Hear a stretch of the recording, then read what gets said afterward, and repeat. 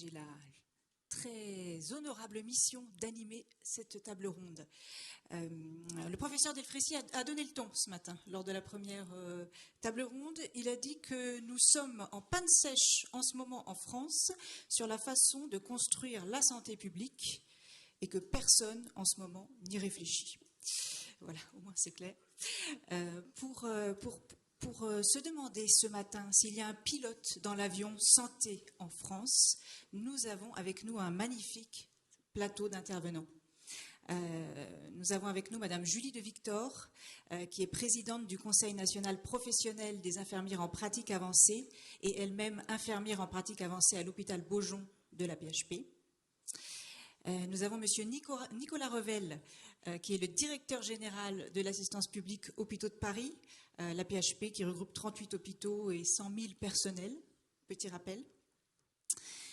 Monsieur Nicolas Revel, qui a également dirigé la Caisse nationale d'assurance maladie et qui a été directeur de cabinet du Premier ministre Jean Castex entre 2020 et 2022, notamment. Avec nous également, à votre gauche, le professeur Lionel Collet, qui préside la Haute Autorité de Santé. Vous avez présidé de nombreuses autres organisations également. Vous avez présidé le Conseil d'administration de Santé publique France. Vous avez présidé l'EPRUS, l'établissement de préparation et de réponse aux urgences sanitaires, l'Institut de veille sanitaire également. Et vous êtes médecin, donc ORL et psychiatre. À votre gauche, Monsieur Thierry Hulot, président du LEM, qui est l'organisation professionnelle des entreprises du médicament, qui regroupe 270 entreprises, près de 100 000 salariés. Vous êtes également directeur général de Merck France et pharmacien de formation. Voilà, donc un très beau plateau, comme je vous l'ai dit. Alors, y a-t-il un pilote dans l'avion santé en France? On peut se poser la question, ne serait-ce qu'en constatant la valse des ministres de la Santé depuis les dernières années. Un certain nombre de ministres se sont succédés, ça dépend comment on compte, si on compte les ministres de plein exercice et les ministres délégués, donc de nombreux ministres. À votre avis, pourquoi une telle instabilité ministérielle? Est-ce que ça veut dire tout simplement que ce poste de ministre de la Santé est devenu intenable? Professeur Collet, peut-être? Merci de me confier la tâche. Vous savez, j'ai pris mes fonctions il y a 1 an comme président de la HAS. Et effectivement, en 1 an, j'ai rencontré 5 ministres de la Santé.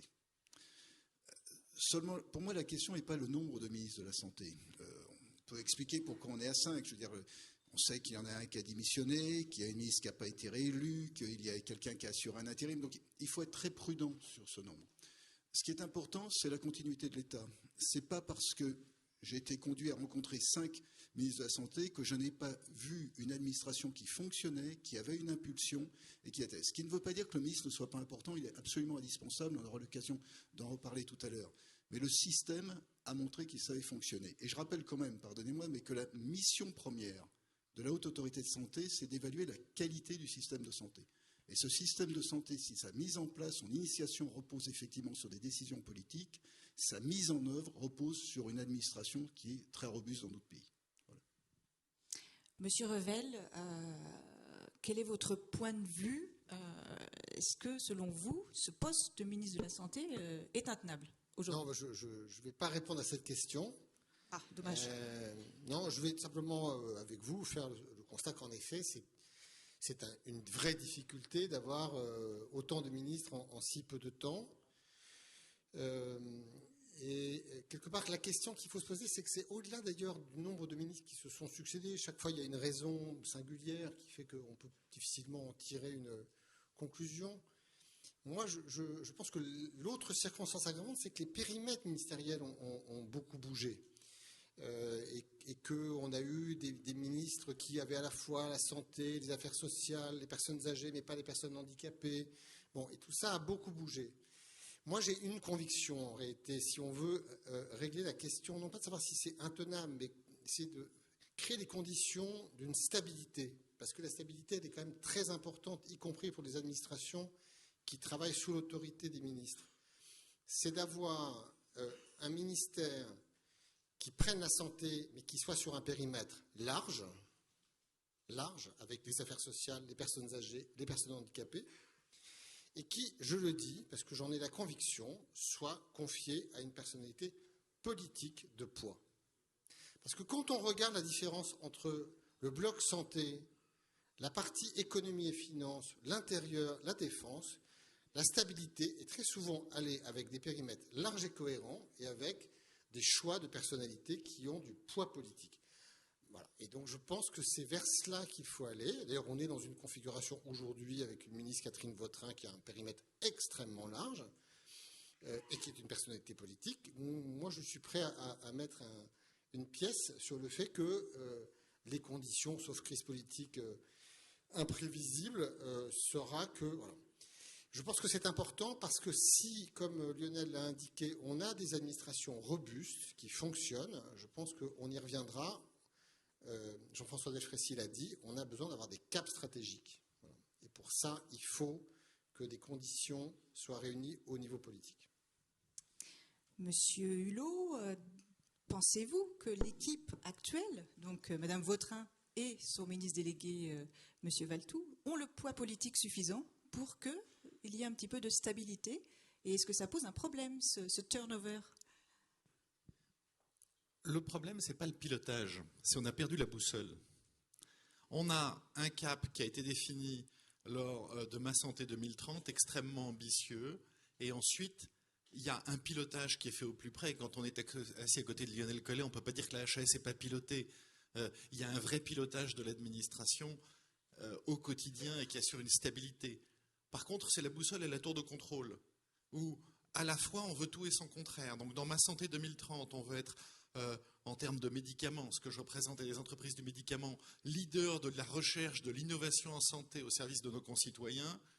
Et puis le lendemain matin, on a un PLFSS qui proclame tout et son contraire et surtout son contraire. Donc on est dans cet effet de la double peine pour les entreprises. Plus de baisse de prix, plus d'impôts via des taxes extraordinaires. Et pour les patients, et c'était très bien reflété dans l'étude précédente, la double peine aussi. Les produits innovants arrivent moins, les produits matures, on l'a vu ces derniers jours, sont en train de partir.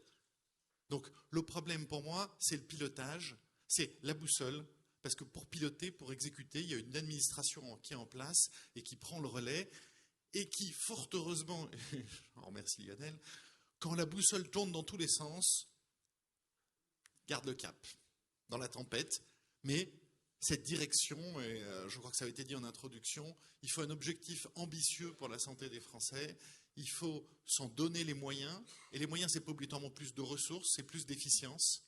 Je crois qu'il y avait d'excellentes propositions dans la mission sur la régulation et le financement du médicament. Là, elles sont sur la table depuis 9 mois et on attend. Julie de Victor, vous représentez les praticiens de terrain dans cette table ronde en tant qu'infirmière de pratique avancée. Comment vous ressentez-vous cette instabilité ministérielle? Alors, je partage tout à fait ce qui a été dit. Finalement, pourquoi c'est la valse des ministres? Il y a plein de raisons entre la démission, la non-réélection, etc. Par contre, effectivement, le constat, c'est que c'est compliqué d'avancer. C'est-à-dire que les besoins sont connus de tous. Le cap est à peu près défini, notamment dans certains plans santé très ambitieux, mais maintenant c'est comment on y va. Moi je suis représentante d'une profession naissante dans le système de santé, donc mouvante aussi, parce qu'on a besoin de réadapter le cadre législatif, réglementaire régulièrement. Donc ça veut dire pour nous, représentants de cette profession, d'à chaque fois, déjà réussir à se faire connaître auprès des décideurs politiques, ce qui n'est pas simple. Si c'est une difficulté pour M. Revel d'avoir des nouveaux ministres à chaque fois, j'imagine quand même que son accès à ces ministres est assez facilité, pas le mien par exemple.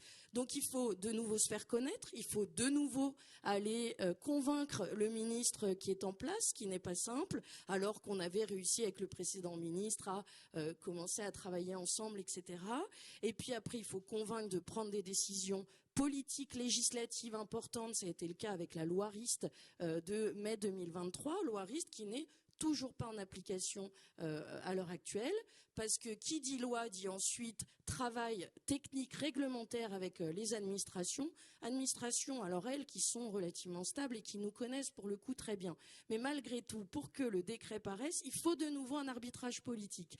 Et donc on en revient à se réadresser à un ministre qui est nouveau, qui ne connaît pas le sujet, voire un Premier ministre qui fait des annonces parfois un peu déroutantes, comme quand il parle de la valorisation de la profession infirmière en disant on va faciliter les passerelles vers le métier de médecin. Je ne crois pas qu'il y ait un représentant des infirmiers qui ait dit que c'était la solution pour valoriser la profession infirmière, d'autant plus que concrètement, d'une, ça existe déjà, de deux, les IAD qui sont formés plusieurs années, qui ont une pratique, etc., le temps qu'ils reprennent leurs années de médecine, on va avoir des nouveaux médecins à 50 ans. Enfin, ça n'a pas de logique, c'est des annonces politiques, mais qui finalement, concrètement, dans la pratique, ne répondent à aucun bon sens. Donc nous, on a besoin d'une stabilité, effectivement, avec, comme le disait M. Revel, je partage tout à fait, une personnalité forte, qui puisse aussi porter, et on en parlera dans un sujet suivant, porter la parole des professionnels de santé qui, eux, ont la connaissance technique du terrain, et la porter, y compris vis-à-vis d'autres ministères qui peut-être ont un poids plus important que le ministère de la Santé pour certaines prises de décision. Gardez donc la parole, vous avez raison. Problème de pilotage ou problème de boussole, on peut se demander qui aujourd'hui prend les décisions, quand des décisions sont prises, entre le ministère de la Santé, voire un autre ministère, comme vous l'avez souligné, peut-être le ministère des Finances, les agences régionales de santé, les CHU, l'assurance maladie, les médecins, ou les industriels, qui aujourd'hui a le pouvoir sur la santé en France. Votre vision là-dessus, Madame De Victor? Alors encore une fois, c'est ma vision très singulière de représentante d'une profession naissante et aussi, j'ai envie de dire, infirmière. Alors la plus importante dans le panel de santé en termes de nombre, mais sûrement pas la plus importante en termes de, d'association aux décisions politiques. On est quand même assez peu visible finalement, que ce soit à l'Assemblée nationale, au Sénat ou même en tant que conseiller technique dans les ministères. Donc cette accès-là pour vraiment faire entendre les besoins de terrain et comment on pourrait améliorer à la fois le système de santé et aussi améliorer les conditions de travail alors de la profession infirmière, mais aussi en termes de collaboration interprofessionnelle, je pense qu'on a besoin d'être beaucoup plus entendu. Alors moi, je vais vous citer un ou deux exemples concrets de ce qui se passe pour nous actuellement. Je vous l'ai dit, il y a la loi RIST qui permet l'accès à la primo-prescription pour les IPA, qui évidemment fait bondir un certain nombre de médecins, mais les médecins notamment avec lesquels nous ne discutons pas, parce que quand on leur explique quels sont les besoins, en fait c'est vraiment du pratico-pratique, on n'a pas envie de leur voler le diagnostic ou d'être dangereux pour la population, bien au contraire, on a besoin d'outils pour fluidifier notre pratique de tous les jours. Un exemple tout bête, les IPA ne peuvent pas introduire de prescription de compléments nutritionnels oraux pour des patients pour lesquels, par exemple, elles auraient dépisté un problème de dénutrition qu'il faudrait prendre en charge rapidement. Moi, je travaille en oncologie. Ce que actuellement me permet la loi et les décrets, c'est d'aller taper au bureau de l'oncologue qui est probablement en train d'annoncer le diagnostic de cancer à une jeune patiente de 25 ans pour lui dire « Est-ce que tu peux me signer mon ordonnance de Fortimel ?» Bon, vous voyez, en pratique, en fait, on est extrêmement embêté. Alors, évidemment, on ne le fait pas. Du coup, on agit dans un cadre réglementaire qui n'est pas conforme. Ça nous met en difficulté. Ou alors, quand on se met dans une pratique qui répond au cadre réglementaire, le médecin tombe des nues en disant « Tu vas pas m'embêter pour signer une ordonnance de Fortimel », ce que j'entends parfaitement. Donc moi, ce que je dis très souvent à l'administration, c'est s'il vous plaît, donnez-nous des moyens réglementaires législatifs en lien avec la pratique de terrain, les besoins de terrain. Alors, je suis en train de vous parler de cette histoire de compléments nutritionnels oraux parce qu'on a remis une liste de besoins en termes de primo-prescription au ministère de la Santé, à la DGOS, qui les comprend parfaitement bien. On s'est dit il va y avoir une grande résistance des médecins. Il se trouve qu'avec les CNP, les représentants médicaux, on s'entend parfaitement bien, on avance parfaitement bien, on se comprend parfaitement bien. Et là, la DGOS nous dit, premier arbitrage, non, vous n'avez pas la liste demandée commune pour l'ensemble des IPA, et clairement, ça ne vient pas du ministère de la Santé. Donc, on en déduit, même s'ils ne le disent pas, probablement par politesse, que ça vient, c'est une décision unilatérale du ministère de l'Économie et des Finances. Sauf que ces personnes-là, on ne les rencontre jamais. Et finalement, si on les rencontrait et qu'on leur expliquait que c'est un investissement, et j'entendais sur la table précédente madame qui parlait d'investissement dans la recherche, je crois que maintenant on a besoin d'investir massivement dans la prévention et de donner les outils à l'ensemble des professionnels de santé, d'investir ce champ de la prévention et de la promotion de la santé, qui nécessite entre autres un certain nombre de nouveaux outils pour eux qui passent parfois par la prescription. Et ce n'est pas voler le travail du médecin que de prescrire dans le cadre du renforcement de la prévention ou de la promotion de la santé. Merci Madame de Victor. On va s'adresser maintenant à votre patron finalement, Monsieur Revel, directeur de la science publique aux hôpitaux de Paris, premier CHU de France, premier employeur d'Île-de-France. Est-ce que cela vous donne un poids, des prérogatives pour décider, pour faire partie des décideurs du monde de la santé aujourd'hui? J'exerce les responsabilités d'un directeur de CHU, point. Je vais essayer de reprendre votre question, peut-être qui est en gros de savoir, est-ce qu'on n'a pas un paysage trop complexe avec beaucoup d'institutions et finalement comment tout ça se régule et qui décide à la fin. Moi, depuis que j'exerce dans le champ de la santé, comme vous l'avez dit, j'ai dirigé la Caisse nationale d'assurance maladie, j'entends ça depuis toujours. Il y a trop d'acteurs dans le système de la santé. J'avoue que ça ne m'a jamais complètement convaincu. Parce que je pense que quand vous regardez autour de nous les pays, il y a toujours un paysage de gouvernance qui est quand même finalement assez riche et qui peut d'ailleurs chaque fois se comprendre. On ne va pas être trop long pour rentrer sous détail. Et quand on cherche à se dire mais qu'est-ce qu'on simplifierait donc ? Est-ce que finalement il y a le ministère qui régule les tarifs hospitaliers, l'assurance maladie, ceux de la ville, il faudrait fusionner. Ce serait beaucoup plus simple. Creuser un peu, c'est pas si simple. Si vous dites qu'il faut un seul régulateur, si c'est le ministère qui prend et fixe tous les tarifs, aussi bien pour la ville que pour l'hôpital, je suis persuadé que toutes les professions de santé libérale ne vont pas trouver ça extraordinaire. Je vois M. Chassant qui, j'imagine, sera d'accord avec moi. Si vous dites c'est l'assurance maladie, on simplifie, qui gère tous les tarifs, y compris hospitaliers, vous créez une autorité investie d'un pouvoir tellement considérable, vous finissez par vous demander ce qu'est le job du ministre de la Santé. Bon. Et donc vous pouvez prendre ainsi tous les sujets. Je pense qu'en fait on a un paysage qui a certainement ses viscosités, sur lesquelles il faut probablement travailler, mais qui à la fin des fins, et on y revient toujours, j'aime bien le terme de boussole, on est dans un pays où l'autorité relève du politique. Et je pense que tous les citoyens en France considèrent que quand il y a un problème, il y a peut-être une ARS, il y a peut-être une assurance maladie, une HAS, même une HS. On se tourne vers les représentants politiques élus démocratiquement. Il y a des pays scandinaves où on a plus l'habitude des autorités indépendantes et on n'attend pas tout des ministres et du politique. En France, c'est quand même comme ça, historiquement et culturellement, qu'on fonctionne. Donc oui, à la fin des fins, le pilote dans l'avion, c'est un gouvernement et une majorité élue démocratiquement par le peuple.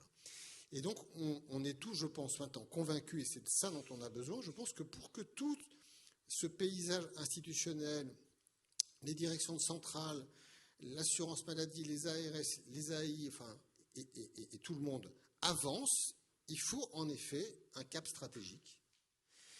Et c'est probablement ce qui est, je pense, l'objet de consensus auquel on peut s'entendre, c'est que nous avons absolument besoin non pas de réinventer un cap stratégique, parce que de surcroît, je suis convaincu que tout le monde est assez aligné sur ce qu'il faut faire. Il n'y a pas tellement de doute sur ce que nous... je pense que c'est construit un consensus dans ce pays sur les grandes lignes.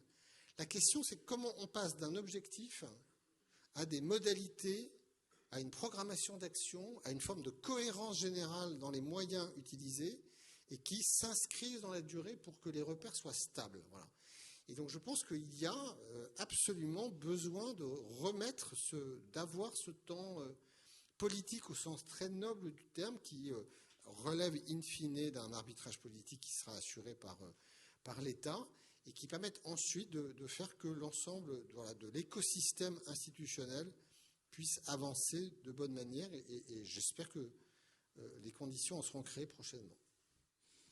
Professeur Collet, comment la Haute Autorité de Santé peut contribuer à clarifier ce cap stratégique pour les politiques? Et est-ce que c'est son rôle, finalement, de contribuer à éclairer la décision publique? Bien, vous avez raison. L'essentiel des activités de la HAS sont des activités non pas de décision, mais d'avis auprès des pouvoirs publics pour éclairer leurs décisions. On a quelques domaines de décision. Je voudrais quand même revenir, si vous me permettez, sur ce qui a été dit. Effectivement, le pilote dans l'avion, c'est d'abord le ministre. Je veux dire, il n'y aurait pas eu en France 11 vaccins obligatoires ou le déremboursement de l'homéopathie s'il n'y avait pas une volonté d'une ministre, en l'occurrence Agnès Buzyn, pour l'obtenir. Donc ça, c'est indiscutable. Ensuite, en France, on a une stratégie nationale de santé. Et c'est un sujet sur lequel on devrait tous réfléchir, ceux qui y sont. Est-elle, au travers de son contenu, suffisamment claire pour donner une boussole, pour reprendre le terme de Thierry? Je veux dire, est-ce qu'à partir de là... Et là, je voudrais vraiment insister, c'est une chance d'avoir une stratégie, à condition qu'elle puisse être mise en œuvre et qu'elle corresponde véritablement aussi à des priorités dans le domaine de la santé. On pourra en reparler.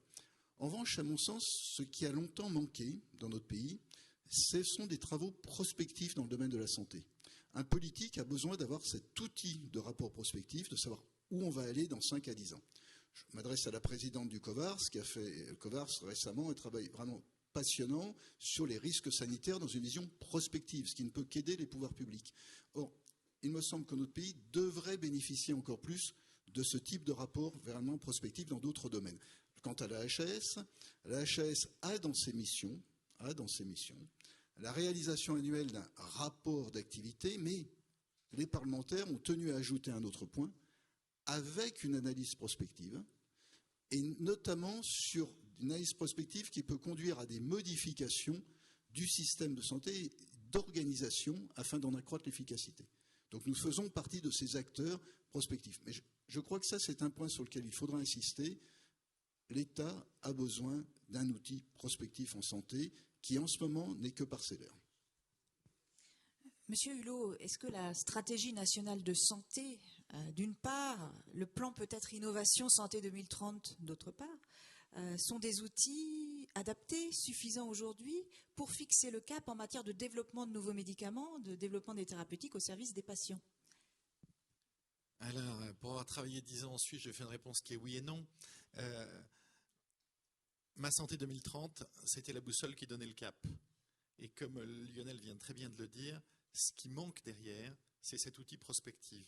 Si je regarde la masse d'innovation thérapeutique qui va arriver, qu'on associe à un vieillissement de la population et à l'augmentation des pathologies chroniques, on a une trajectoire de besoins en médicaments de la population qu'on peut facilement évaluer sur 5 ans, peut-être même au-delà. Et donc, on pourrait avoir un outil prospectif, faire du véritable horizon scanning. C'est pour ça que dans la foulée du plan Ma Santé 2030, l'agence d'innovation en santé avait été nommée. C'était pour commencer à réfléchir à cet horizon scanning. Pour l'instant, on n'a pas franchement démarré. Et du coup, on se retrouve avec cette ambition extrêmement élevée. Comment on va s'assurer que nos concitoyens aient accès à l'innovation, à la recherche? On parlait ce matin de l'incroyable terreau de recherche et d'innovation que peut être la France. Et puis en même temps, tous les 15 septembre, PLFSS, on fait un budget de comptable au mois près. Donc, on veut être très ambitieux dans la durée, et puis on regarde le radar, le GPS aux prochains 50 mètres. Donc, ça ne peut pas marcher. Et ça crée cette double peine. Ça empêche les innovations d'arriver, et ça fait fuir les produits matures. Donc, il y a ce besoin de vision dans la durée, de s'y mettre tous ensemble. Je crois que Nicolas Revel le disait très bien, sur l'objectif, on va tous être alignés. C'est comment nous tous, professionnels de santé, on se mobilise pour assurer la santé des concitoyens. On va tous être d'accord. Même sur les moyens à mettre en œuvre, je pense qu'on pourrait être relativement d'accord. Ensuite, c'est dans la persistance de la décision. Et en effet, le patron de la tour de contrôle, c'est le politique. Il faudrait qu'on garde le cap et qu'on se donne les moyens au-delà de tranches annuelles du grand happening du PLFSS. Et quelque part, il ne faut pas 2 encéphales ou 2 cerveaux pour se dire réfléchissons en pluriannuel dans la durée, donnons à chaque administration des lettres d'orientation ministérielle dans la durée et faisons un follow-up dans la durée et ne changeons pas le cap. Par moments, j'ai l'impression qu'on conduit comme quand on essaie de conduire une voiture en Inde à Bombay. Vous savez, on essaie de faire les 5 prochains mètres plus que les 10 prochains miles. Et nous allons y revenir à la fin de cette table ronde. Vous avez parlé de stratégie nationale, de vision prospective également. Si on revient au niveau du pilotage plus régional, voire territorial, est-ce qu'il faut tout de même revoir cette gouvernance ? Est-ce qu'il y a une charpente décisionnelle à revoir, à simplifier pour avoir davantage d'efficacité ? Certains diront, est-ce qu'il faut revenir sur l'existence des agences régionales de santé ? Est-ce qu'il faut repenser l'organisation en territoire et du coup leur laisser davantage d'autonomie ? Alors, je crois qu'on tape beaucoup sur les administrations quand finalement on les fréquente pas. Et puis maintenant que je les fréquente, je leur tape beaucoup moins dessus parce que finalement c'est avec eux que je travaille quand même au quotidien pour faire avancer les sujets. Et je pense que quand même la crise Covid nous a montré, en tout cas moi j'ai vécu la crise Covid en Île-de-France, l'intérêt de l'Agence régionale de santé qui a été très proactive et très aidante dans la gestion finalement quotidienne, y compris des centres de vaccination, etc. Donc, je ne ferai pas partie des gens qui taperont sur tout est de la faute des ARS, tout est de la faute de cette suradministration. Peut-être qu'il y a de la suradministration, je ne sais pas, je n'aime pas m'exprimer sur des sujets que je ne maîtrise pas, mais dans ma pratique, d'abord de soignante qui a été confrontée aussi à une crise sanitaire importante, et puis ensuite de représentante de ma profession, je crois que la déclinaison de l'administration sur des niveaux territoriaux est absolument indispensable. Pour ce qui est par exemple de l'implantation de notre profession, certaines ARS sont extrêmement aidantes, notamment avec des IPA qui exercent en ville et qui sont en grande difficulté parce que le modèle économique n'est pas encore complètement adapté, et qui les aident à la fois à avoir accès à la formation et ensuite à développer des projets de santé en lien avec en plus les besoins du territoire qui peuvent évidemment varier. Une autre forme de structure administrative qui est en train de se développer, c'est bien sûr les CPTS, avec là aussi des CPTS qui sont extrêmement efficientes, efficaces quand les professionnels de santé arrivent réellement à monter des projets ensemble qui répondent à des besoins du territoire. D'autres, bien sûr, pour l'instant, sont encore que des coquilles vides et j'espère qu'elles se transformeront en véritables outils pour faire parler les professionnels ensemble et répondre à des besoins qui peuvent différer d'une région à une autre. Donc, je ne sais pas si je réponds à votre question, mais en tout cas, je pense qu'on a besoin d'une administration territoriale ou d'appui administratif territoriaux. CPTS, Communauté professionnelle territoriale de santé, pour ceux qui ne connaîtraient pas ce sigle assez récent encore tout de même. Qui veut répondre maintenant ? Peut-être M. Revel, sur cette logique de réorganisation au niveau des territoires, de remise en cause de certains échelons. Est-ce que c'est suffisamment efficace ? Alors, moi, je ne suis pas du tout convaincu de l'intérêt de supprimer les ARS. Je pense qu'on a besoin d'avoir un régulateur qui relève de l'État, parce que je crois beaucoup que le système de santé doit être piloté par l'État. J'entends parfois il faut confier ça aux régions. On n'aura pas le temps d'avoir ce débat-là, mais je pense que confier ça aux régions, ça veut dire que les tarifs évoluent d'une région à l'autre, que les cotisations sociales, du coup, forcément, évoluent d'une région à l'autre. Donc je pense que ce sont des modèles qui ne fonctionnent pas, en tout cas dans notre fonctionnement en France. Bon, donc on a besoin d'avoir une structure représentant l'État en région et en département. Et je crois que les ARS, on peut toujours faire des reproches ici ou là, parce qu'il y a évidemment 1000 situations où on peut se dire ça ne marche pas, ils ne nous répondent pas. Enfin, globalement, je trouve que les ARS, depuis leur création, ont fait le job, et pendant la crise, ont fait le job. Ce dont on a besoin, en revanche, c'est oui, de réussir à mettre un peu de souplesse dans le système. Enfin, pas de la grande souplesse où tout le monde peut rejouer avec tous les tarifs, toutes les règles qui régissent le fonctionnement des structures de santé, mais un peu de souplesse quand même. Voilà. On l'a introduit, Lionel s'en souvient, parce que c'était quand il était au cabinet d'Agnès Buzyn, on a introduit un dispositif qui s'appelle l'article 51, qui a permis de déclencher des expérimentations dans le champ de l'innovation organisationnelle avec des capacités à pouvoir trouver des modalités économiques innovantes pour permettre à des processus de soins, des prises en charge, des organisations de soins d'émerger. Bon.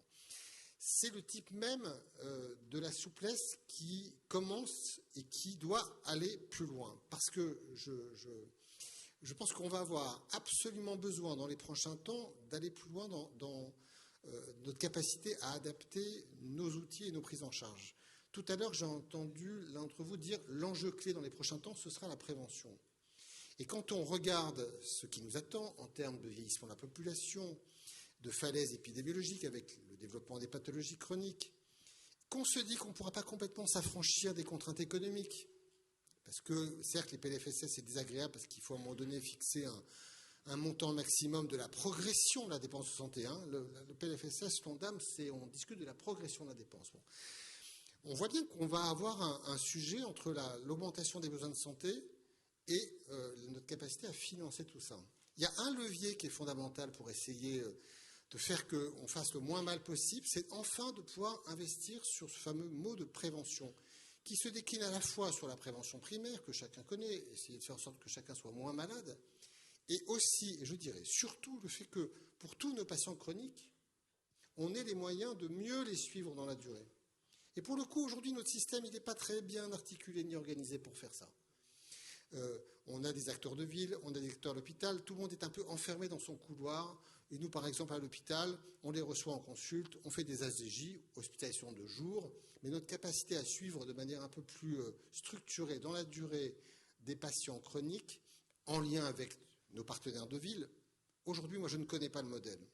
Et il faut probablement pouvoir donner de la souplesse et de faire en sorte que très vite, et pas uniquement par des expérimentations, on puisse donner. Est-ce que c'est à l'échelle des territoires? Peut-être. À l'échelle de structures comme des hôpitaux, probablement, de pouvoir nous permettre de proposer, avec un contrat, avec une évaluation, avec un bilan médico-économique, des manières de faire un peu nouvelles, sans avoir besoin d'aller chercher des décrets, sans avoir besoin d'aller chercher des lois, pour, à un moment donné, innover et amener des éléments de preuve sur le fait qu'on peut soigner mieux, pour moins cher, finalement, dans la durée, des patients qui vont être très nombreux à arriver dans nos structures dans les prochaines années. Professeur Collet, du coup, faut-il revoir un petit peu l'organisation territoriale pour repartir des besoins des patients, organiser la prévention et suivre tous ces malades chroniques? Vous savez, à l'HAS, nous avons élaboré des recommandations de bonne pratique. Et on travaille aussi beaucoup sur des parcours, qui ne sont d'ailleurs pas que des parcours de soins, mais des parcours de santé, parce qu'il ne faut pas oublier qu'après la santé, il y a aussi une dimension sociale, médico-sociale. On peut penser notamment aux personnes en situation de handicap. Quand on raisonne en parcours, on raisonne centré bien évidemment sur le patient, depuis sa consultation, on va dire initiale, sa prise en charge, son hospitalisation, la qualité du soin, puis le suivi. Et donc là se pose d'emblée un certain nombre de questions qui sont les relations ville-hôpital. On ne rentre pas non plus, je le dis tout de suite, dans la question privée-publique, parce que ce n'est pas la question, nous, que nous nous posons. Et quand on raisonne comme ça, on raisonne forcément à un niveau territorial. Et donc, il doit y avoir à un niveau territorial une structure compétente pour être une sorte d'assembleur, d'accompagnateur. Aujourd'hui, c'est l'ARS, je suis exactement comme Nicolas Revel, je veux dire, en considérant que les ARS, elles fonctionnent bien, elles ont bien fonctionné pendant la période du Covid, et on leur fait porter un certain nombre de responsabilités. Mais je reprendrai le terme de souplesse. Il est fondamental, effectivement, d'abord de développer les expérimentations. Moi, je crois beaucoup aussi au protocole de coopération qu'il faut vraiment développer. La HAS a publié un avis sur cette question il y a quelques semaines. Je crois aussi qu'il y a un décret qu'on ne doit pas oublier, qui est le décret qui permet aux directeurs généraux d'ARS de déroger à un certain nombre de dispositions, qui leur permet de ce fait d'avoir également un pouvoir supplémentaire local qui peut s'adapter. Mais j'ajouterai un dernier point au niveau territorial, c'est qu'on ne doit pas oublier les conseils départementaux dès lors qu'on s'intéresse à l'après-santé au sens sanitaire et qu'on va s'intéresser à ce qu'ils deviennent d'un point de vue social et médico-social. Et là, peut-être y aurait-il une articulation à renforcer entre la dimension RS et la dimension des conseils départementaux. Monsieur Hulot, est-ce que cette dimension territoriale, en repartant des besoins des patients, concerne aussi les acteurs du médicament? Quelle vision avez-vous là-dessus? On le disait tout à l'heure, si on a un politique qui met la boussole avec un cap fixe, qu'on a ensuite chaque administration qui pilote, et il y a un besoin d'exécution territoriale, et honnêtement les ARS, on l'a vu au moment du Covid, ont fait un travail extraordinaire. Et je crois que tant Nicolas que Lionel l'ont souligné, oui, on peut améliorer certaines viscosités. Je pense que l'exécution territoriale, elle est extrêmement importante. Je voudrais aller une étape plus loin, parce qu'on a parlé de prévention. Le pilotage de la santé, on peut aussi le prendre à l'autre bout de la chaîne. Il y a le pilotage par le citoyen, de suivre les démarches de prévention, d'aller faire les tests de prévention, d'aller suivre les programmes de vaccination. Quand on voit que cette année, la vaccination grippale a été un échec chez les plus de 60-65 ans, alors qu'ils ont 6 à 8 fois plus de chances de terminer aux urgences, qui sont déjà embolisés, on a eu un problème de communication, il faut revenir, il faut éduquer. Quand on voit, en termes de prévention, que certains traitements raccourcissent les arrêts maladie, donc les arrêts de travail, il faut absolument aller éduquer, aller convaincre, parce que ça donnera de l'air au système. Et à un moment, en effet, on sera à ressources limitées.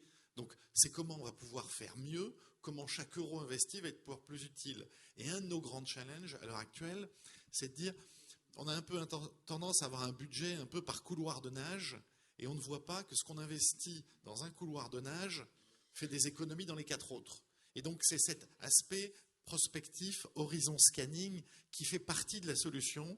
Et là, il faut tous se mettre autour de la table et réfléchir. Et les entreprises du médicament seront au rendez-vous. C'est à ce prix-là qu'on assurera qu'un Français qui a besoin d'un traitement innovant, un traitement mature, il l'aura. C'est en contribuant à la prévention. C'est aussi en éduquant les citoyens, en leur disant, attendez, par moment, moins de médicaments, c'est mieux.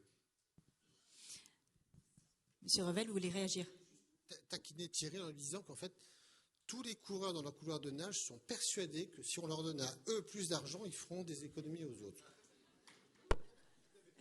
Donc pour lesquels... À un moment donné, à faire en sorte que, je reviens à cette idée, mais qui est à creuser, quoi.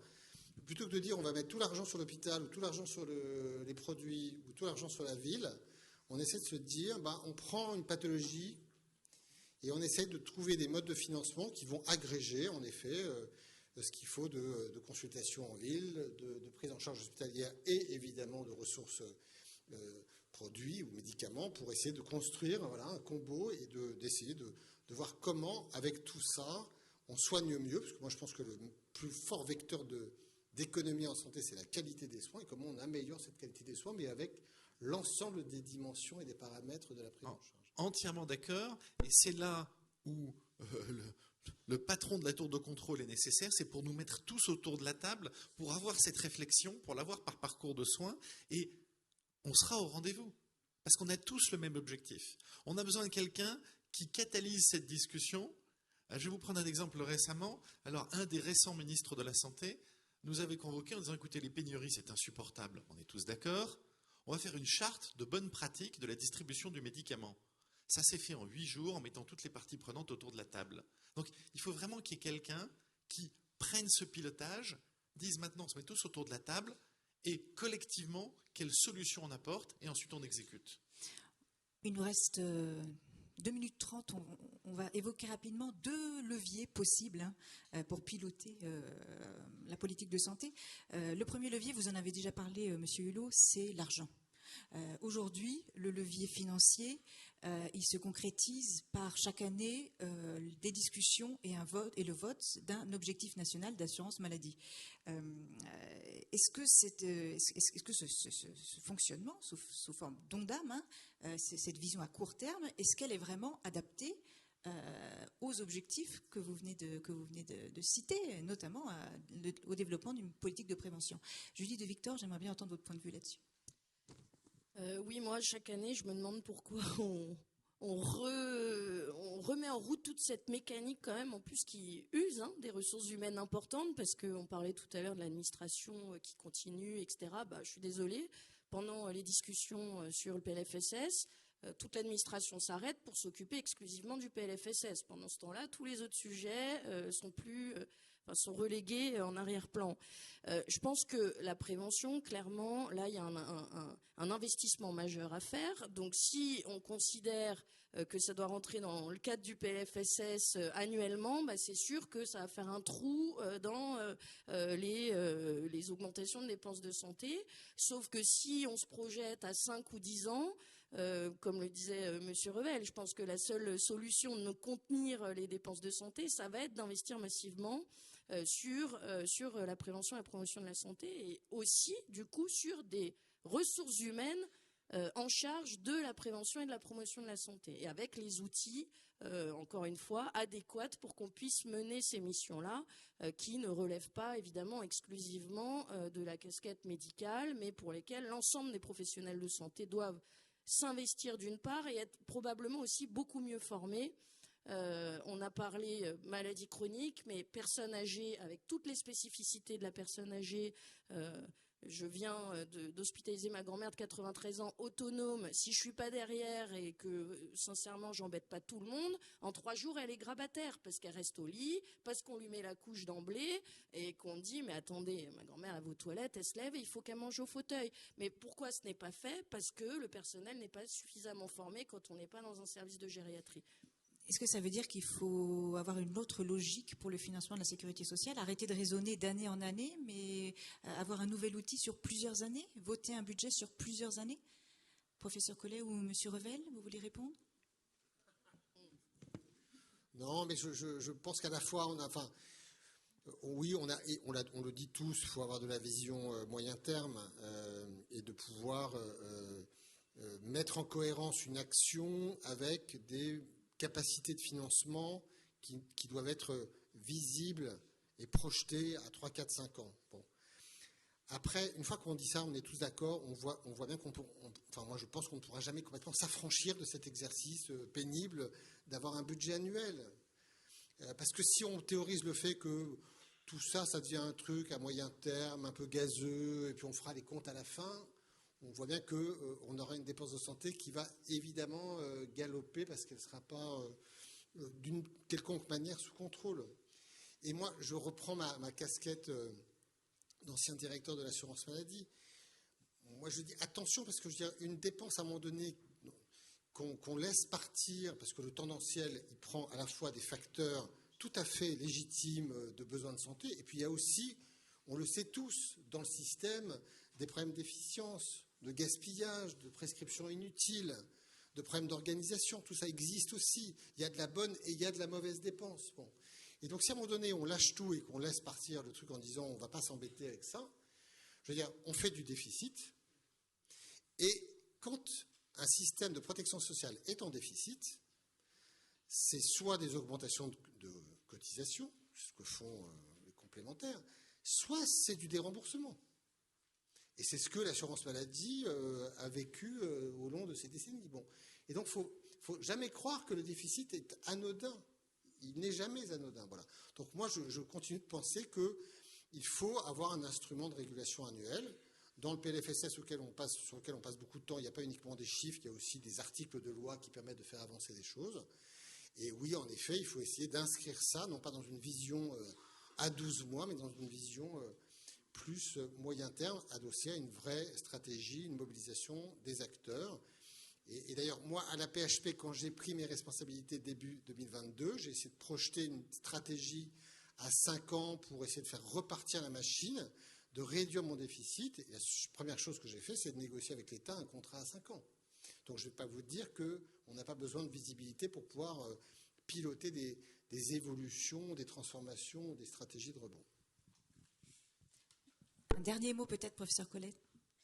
Oui, bon, très brièvement, il y a un objectif qui doit être pluriannuel, mais il ne peut pas effectivement pas se décliner sur une base annuelle. Je crois que c'est une question pour moi de bon sens, sinon on est dans une logique d'open bar et qui ne serait pas adaptée. Je dois dire quand même que sur les dépenses, j'ajouterais à ce qu'a dit Nicolas, mais qu'il a évoqué, il y a quand même 2 secteurs où tout le monde s'accorde depuis des années à dire que c'est essentiel. On en a évoqué un tout à l'heure, c'est la prévention, et l'autre c'est la pertinence. Et voilà 2 sujets sur lesquels il y a un accord des acteurs.